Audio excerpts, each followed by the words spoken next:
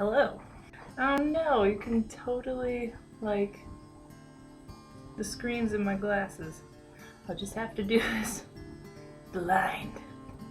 Hi everyone, my name's Emma. I have not that much experience with YouTube, but I thought that it would be kind of cool to start making some videos because 1, I love YouTube.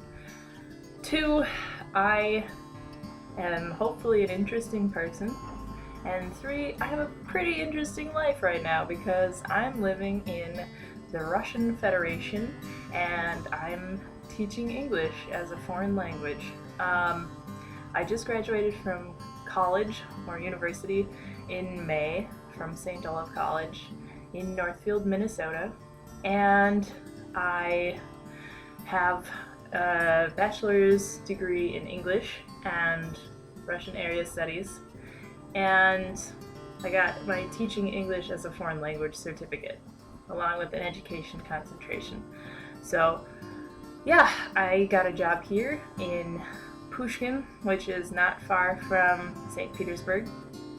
And so yeah, I've been here since the end of August, and now it's halfway through January. I already have a blog, like a written blog, but gosh, sometimes it takes so long to write those things.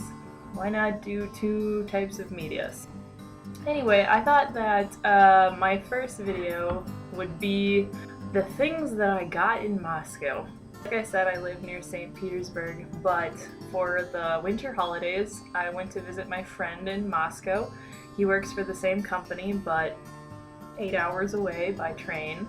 We walked a ton, and it was really, really cold outside, so I actually ended up developing a little nose thing and everything. Yeah, it was a great time, and I got some souvenirs. Now, on principle, I don't like haul videos, like HAUL videos on YouTube. I watch them sometimes, but it just seems like a bunch of rich people showing off what they spent their exorbitant amounts of money on. Rest assured, I'm not a millionaire. I really try to save my money as much as I can in Russia because the ruble against the dollar is actually kind of insane. I have immense purchasing power in Russia because of how devalued the ruble is. But the problem is that I also get paid in rubles. So my paycheck does not translate back into dollars when I get to go home. So it's kind of an interesting financial situation. But I just do my best, and sometimes I do splurge a little bit because most of the time I'm eating like noodles and frozen vegetables. Once in a while I like to splurge a little bit. So today I'm going to show you my Moscow haul, despite my hatred of haul videos. I'll just show you, actually, it's right here, but actually this one I did not get in Moscow, but it's kind of a Christmas ornament. I bought this in Pushkin at a supermarket because it's actually Lipton, like a Lipton tea thing. So inside, oh, it's a little tin. Oh no, my hands are slippery. So inside, it's just tea in a bag, loose leaf. And then it all snaps together.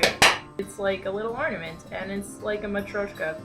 And they were advertising these as coming from like all over the world. So this is the Russian girl, but they also had one from Spain and one from India, I think. She is very Russian looking, and obviously I got the Russian girl rather than the one from Spain or India because I'm not there, so why would I buy it? But the funny thing is she's actually the Russian flag, except for upside down. So the Russian flag is white, blue, and red. And so, yeah, she's got a red scarf, a blue sweater, and then she's standing on white snow. So that's the first thing. This is not from Moscow, like I said, but anyway. The next thing I got is a little icon. I got this at a monastery. I thought, what is more authentic than getting an icon from a real, like, Russian Orthodox church? Now, I'm not Russian Orthodox. I was raised Catholic. But I'm very interested in anything that's Russian. So I decided to buy this little icon. So it opens up It's a triptych, I think it's called. Well, it's very shiny. Oh no, I don't know if you can even see it. Okay, because it's so shiny. It's got the Madonna, of course, on the front, so Mary and Jesus, and then on this side, this is Saint Dimitri, and on this side, this is Saint Nikolai. So, just kind of cool. It's, yeah, way too shiny to see, but I think that's why I like it, because they're so shiny. The next thing I got on the street, they had a whole bunch of pretty street vendors for Christmas time, and so I got this set of 5 wooden ornaments. I hope they don't fall out. 5 wooden ornaments. Over here you have like a little church. Next you have Snegorочка, who is the daughter of Ded Moroz, who is like Santa Claus. Here you have Ded Moroz. He looks like an egg creature. Next you have a snowman, because why not? And last you have a tree, Christmas tree. They're called yolkas or yolki, I guess, in Russian. They're actually for New Year. In Russia, they don't celebrate Christmas so much. It's more of a New Year is the big holiday, because in the Soviet Union, religion was not really allowed. Definitely wasn't a big thing. So all of the religious traditions got translated onto New Year, which is secular.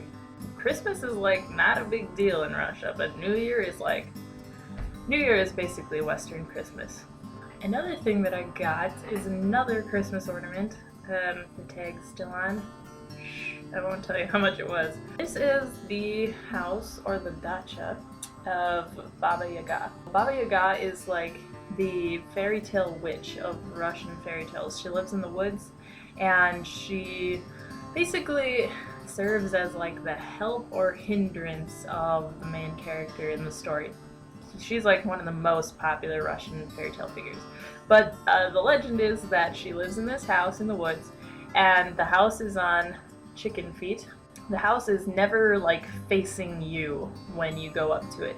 You have to ask the house to turn around. So if you notice the chicken feet, this is the front of the chicken feet, but this is the front of the house on the other side.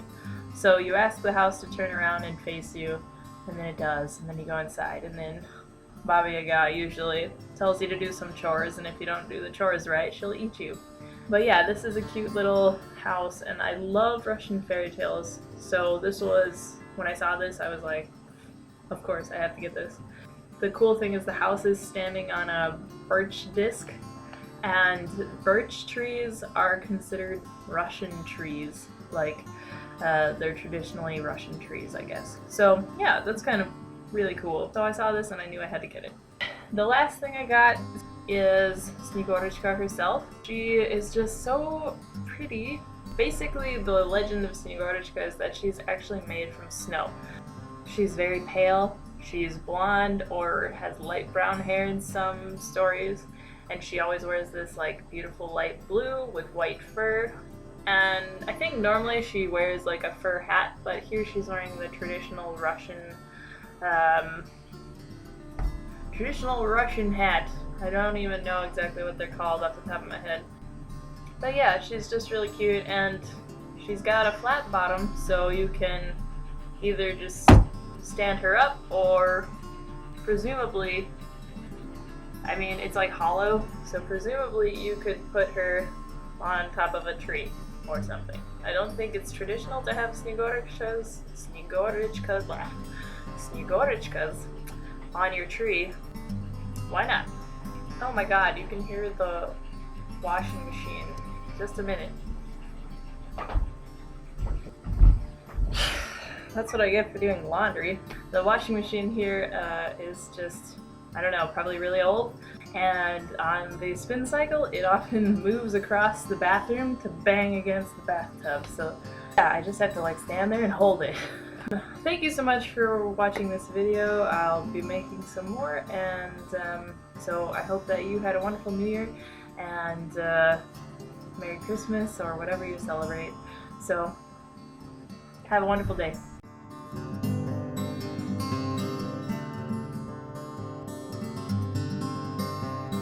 I can't see. Okay, it's not a big haul, so, you know, consumerism.